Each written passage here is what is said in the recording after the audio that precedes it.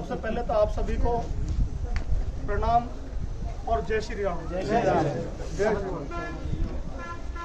मैं आपको अपना तो परिचय क्या दूँ जी। मेरा नाम एडवोकेट रविंद्र नागर है और मैं मेरठ मंडल प्रभारी हूँ हिंदू युवा वाहिनी, और नवादा हमारा गांव है दलकोर के पास में, मुफाड़ नवादा। सबसे पहले तो मैं इस चांडा गांव की पावन भूमि को नमन करते हुए आभार व्यक्त करना चाहता हूँ आप सभी का। अब सभी भाइयों का नाम लेना तो मेरे अभी कर दिया संबोधित सबने, लेकिन सबका सम्मान मेरे हृदय में है, क्योंकि आप सबके इतने आत्मसम्मान के साथ हम यहाँ खड़े हुए हैं, बैठे हैं। आप सबने जो हमें इतना मान सम्मान दिया उस सबके हम बहुत आभारी हैं।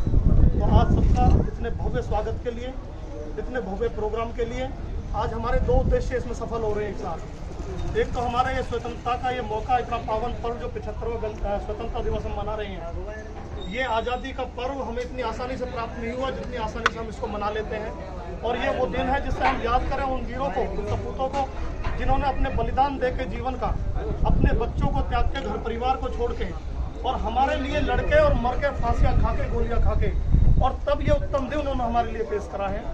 तो उन्होंने तो अपनी कुर्बानी दे करके हमें ये दिन दे दिया, अगर भाई आप सुकून से रहो, खुले में हवा लो और आत्मसम्मान के साथ जियो। लेकिन इसके साथ साथ उन्होंने कुछ फर्ज हमारे लिए छोड़ दिए, और वो फर्ज ये रहे, अगर भाई आज़ादी तो हमने तुम्हें दिला दी, लेकिन इस आज़ादी को तुम रखा कैसे पाओगे, तो वो आपको देखना है। भाई सदा से 100 साल के लिए तो कोई किसी के लिए नहीं बैठा। आज मैं बैठा हूँ, मेरा बच्चा बड़ा हो जाएगा, कल को मुझे भी मरना है, लेकिन हम उसमें बच्चों को संस्कार ऐसे दें जिससे जीवन, वो कहते हैं जन्म दर दर सुधरता चला जाए, और एक वो राम राज की स्थापना हो। अब राम राज की स्थापना कैसे हो? एक तो सबसे पहले अपने देश के प्रति लोगों का जो नजरिया है वो बदलना चाहिए। वो सोच बिल्कुल ये होनी चाहिए, कैसे भी किसी भी प्रकार से देश सर्वप्रथम है। कोई गलत गतिविधि कहीं हो रही है, कोई आतंकवादी गतिविधि कहीं हो रही है, समाज को तोड़ने की कहीं बात हो रही है, धर्म को नुकसान पहुंचाने की कहीं बात हो रही है, तो हमें उसके खिलाफ खड़ा होना है। ये संगठन इसीलिए बनाए गए हैं। संगठन में हमने सदा से सुना है कि एकता में ही ताकत है, या संगठन में ही ताकत है। वो हमने जब पहली दूसरी में पढ़े रहे तो उसमें एक लकड़ी का बंडल में भी समझाया गया हमें। अब एक लकड़ी को आदमी ऐसे तोड़ देगा, दो को जोड़ेगा तो थोड़ा जोर लगाना पड़ेगा, और यदि वो 5-7 इकट्ठी कर दी जाए तो एक सीख भी हो ना झाड़ू की, उसे तोड़ने में मुश्किलात आ जाती है। तो संगठन का काम सिर्फ यही है कि हम लोग मिलके, एक दूसरे का सहयोग करके, जो भी कृतियाँ समाज में देश के खिलाफ या समाज के खिलाफ या हमारे हिंदू धर्म के खिलाफ हो रही हैं, उन सब का हम खुलकर विरोध करें। और संगठन के पदाधिकारियों का एक काम है कि जो आम जनमानस है उसमें समानता का भाव रखते हुए उनके साथ हमेशा आधिरात करना रहे। और हिंदू युवा वाहिनी परिवार की तरफ से मैं आप सबको ये आश्वस्त कर देना चाहता हूँ कि आधी रात अगर कोई धर्म से, देश से संबंधित या किसी सामाजिक कार्य में जो समाज के लिए जरूरी हो, उसमें कहीं से विघ्नता आ रही है, कहीं कोई उसमें कोई दरार डाल रहा है, गलत एक्टिविटी कर रहा है, तो ये हिंदू युवा वाहिनी परिवार हमेशा उनके साथ आधी रात खड़ा है।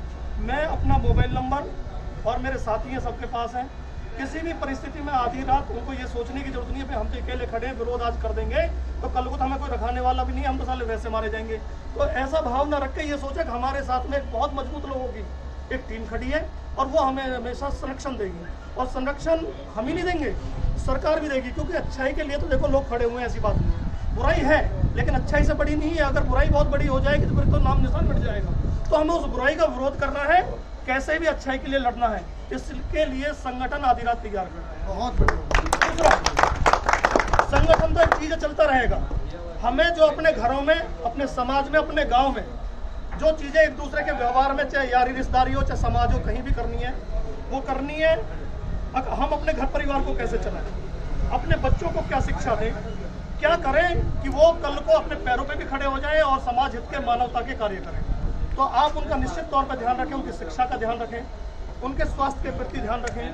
क्योंकि देखो आप गार्जियन सी वो चीज़ हो, एक पेड़ आज हम लगा दें यार 20 सड़क पे और हम उसको पानी ना दें, या हम सोचें यार ये तो चलो ठीक है अब लगा दिया अल्लाह हो जाएगा, तो मेरे हिसाब से 100 में से 99.9% वो पेड़ मर ही जाएगा। लेकिन यदि हम उस पेड़ की देखभाल एक जरा बीच में जहाँ बिल्कुल RCC डली हुई है, थोड़ा सा खोद के और खाद लगा के डालते, फिर रोज ये भी देखें कि यार ये पेड़ चल रहा कि ना चल रहा, उसका थामड़ा सा बनाते तो शायद वो RCC को तोड़ के भी जड़ लेकर आकार बढ़ा देते। मतलब हम कल को ये सोचे कि आज तो हमने अपने बच्चों की केयर करी नहीं, और कल हम सोचे यार बच्चे हमारे बिगड़ गए, हमारी सुन नहीं रहेंगे, ये धर्म की बात करते ही नहीं है यार, ये तो मतलब कैसे बात बना, हमारा तो कोई सुनता ही नहीं है। तो यार धर्म की बात तो जब करेंगे जब माँ बाप ने उनको कुछ बताया होगा, गीता में क्या लिखा है, हमें किसी का लेके देना भी चाहिए, हमें देने से पहले सोचना भी चाहिए। हमें बच्चा कहीं से कोई अनैतिक करके कुछ भी ऐसी चीज़ लिया है जो उसकी रीच में नहीं है, और हमने बच्चे से ये भी ना पूछा भैया तू कैसे ले आया, तो कहीं ना कहीं हम उसके दोषी हैं। मतलब आप अपने को देख के चलो। दूसरा, उसकी शिक्षा पे आप पैसे खर्च करो, आप उसे अच्छे से अच्छे स्कूल में शिक्षा दिलाओ। आप उससे कहीं ये पूछो भैया तू गया स्कूल नहीं गया जी, आपने भैया क्या पढ़ा, कोई होमवर्क वगैरह कुछ कर लिया आपने।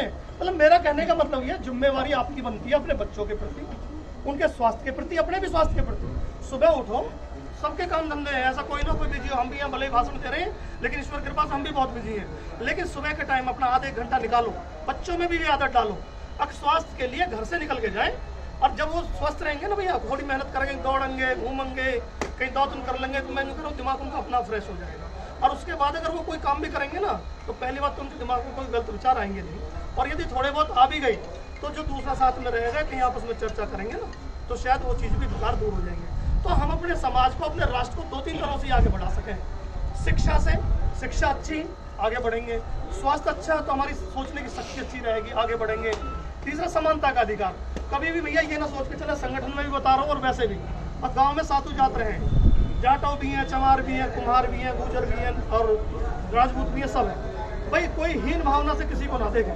संगठन का मतलब ये है सबको साथ लेकर चलना। ये ना सोच के चले अब ये तो पदाधिकारी अभी ब्लॉक का है, मतलब उस बात को मैं दूसरे हिसाब से कह रहा हूँ, वो तो एक गांव वाली बात होगी। ये ना सोच के चले भाई ये तो ब्लॉक का है, ये तो जिलाध्यक्ष है, तो मेरठ मंडल का प्रभारी है ना, कुछ नहीं।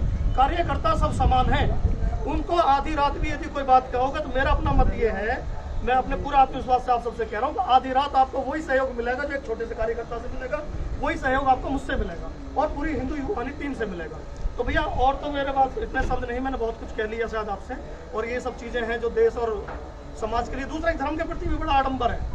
धर्म में भी आजकल क्या चल रहा है कि लव जिहाद बहुत चल रहा है, और सोशल मीडिया के माध्यम से जाने ये मुसलमान लोगों को कर देना पड़ जाए। हालांकि हमारी सभ्यता ऐसी है कि हमें गाली देना ना सीखा, लेकिन फिर भी कहना पड़े।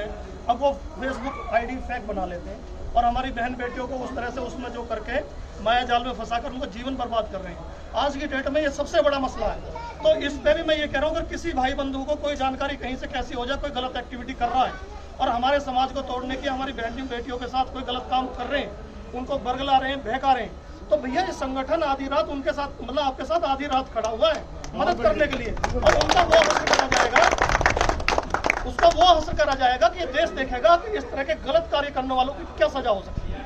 तो आप सब लोग जागरूक रहें, आंखों को अपना देखते रहें और कानों से सुनते रहें और जागरूक रहें कि कैसे भी गलत एक्टिविटी को नहीं होने देना है। बाकी संगठन साथ में है, हम जैसे भाई साथ में हैं, और मुझे तो बहुत आत्मविश्वास मिला, आप जैसे इतने अच्छे भाई मिले, मेरा तो मन भी सवाया हो गया और मुझे पूरी उम्मीद हो गई। अब मेरे तो हाथ अब 2 थे, अभी 200 हो गए। तो आप सबने बहुत बढ़िया मान सम्मान दिया, इतना प्यार दिया, आप सबका फिर दोबारा से एक बार बहुत बहुत हार्दिक अभिनंदन, बहुत बहुत धन्यवाद। बहुत और फिर 2 नारे और बोलूंगा जब भी हम अंत में कर रहे हैं। भारत माता की जय, भारत माता की जय, भारत माता की जय, वंदे मातरम, वंदे मातरम, वंदे मातरम। एक ही नारा, एक ही नाम, जय श्री राम, जय श्री राम। एक ही नारा, एक ही नाम, जय श्री राम, जय श्री राम। एक ही नारा, एक ही नाम, जय श्री राम, जय श्री राम। बहुत बहुत धन्यवाद। जय हनुमान, जय हनुमान, जय हनुमान।